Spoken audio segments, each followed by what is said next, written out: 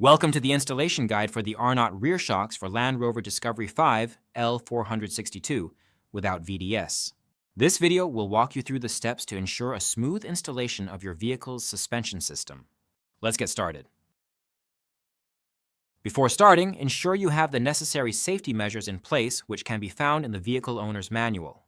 Lift and immobilize the vehicle properly and isolate any stored energy to prevent injuries or damage.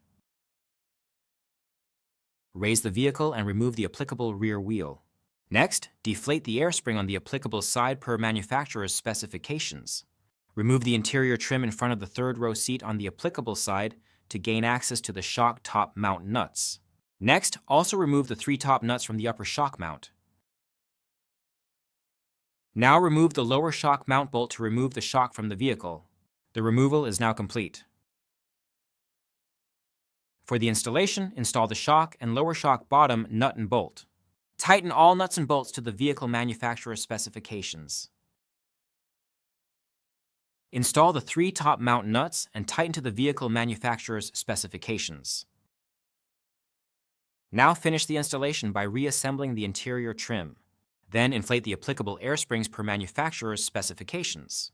Now reinstall the applicable rear wheel and lower the vehicle, and you have completed the installation. Thank you for following our guide on installing the Arnott rear shock for Land Rover Discovery L462. Proper installation ensures the longevity and performance of your vehicle's suspension system.